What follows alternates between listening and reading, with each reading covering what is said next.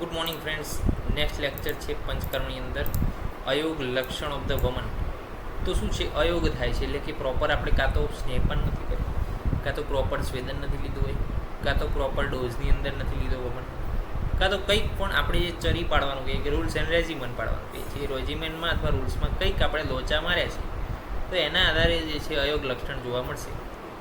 તો અયોગ લક્ષણ જ્યારે પણ થાય ત્યારે કેવા લક્ષણો જોવા મળે કે આપણે નક્કી કરીએ કે આ ભાઈ અયોગ છે કે અતિયોગ છે કે શું છે.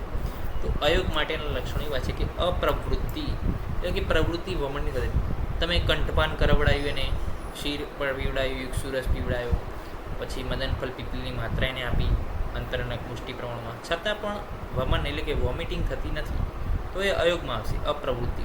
પછી ગુરુગાત્રતા. હવે જુઓ, બધું પીને બેઠા છે ભાઈ, તો હવે એના શરીરમાં હેવીનેસ તો ફીલ થવાની જ છે કારણ કે બધું અંદરની અંદર છે. તો ગુરુગાત્રતા. હવે સમજો એ બધું અંદરની અંદર છે. હવે આપણે એક મુહૂર્ત રાહ પણ જોઈ છતાં પણ વોમિટિંગ નથી થઈ તો હવે એની અંદર શું છે, નર્વસનેસ ફીલ થશે. પ્લસ આપણે ખ્યાલ હશે કે આપણે જ્યારે વધારે ખાઈએ ને ત્યારે ખાધા પછી જે છે થોડીક વાર શું થાય, આપણું શરીરનું ટેમ્પરેચર થોડું હાઈ થઈ જાય.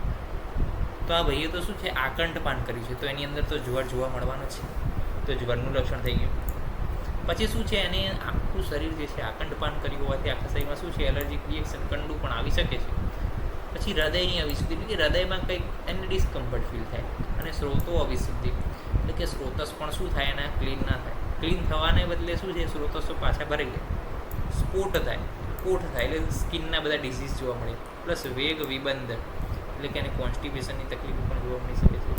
કફ પ્રશેક એટલે કે એને પ્રશેક તો થાય છે કારણ કે અહીંયા સુધી એને આકંઠપાન કર્યું છે બધું, તો એને પ્રશેક એટલે મોઢામાંથી લાળ તો નીકળે છે પણ વમન નથી. અને ઔષધ પ્રવૃત્તિ અને માત્ર ને માત્ર શું છે, ઔષધ જ નીકળે, કફ નીકળે અને ઔષધ નીકળે. પરંતુ બેસ્ટ વમન કયું, પિત્તાંત વમન કે જે પિત્ત જે લાસ્ટમાં નીકળે એ વમનને બેસ્ટ કીધું. પરંતુ અયોગવાળું જે વમન છે એની અંદર માત્ર ને માત્ર ઔષધ પ્રવૃત્તિ એટલે કે જે ઔષધ એને પીધી છે એની ઔષધ બહાર નીકળશે. બાકી જે પિત્ત નીકળવું જોઈએ, જે બાયલ છે બધું જે છે દૂષિત એ બધું નીકળવું જોઈએ, નીકળશે નહીં.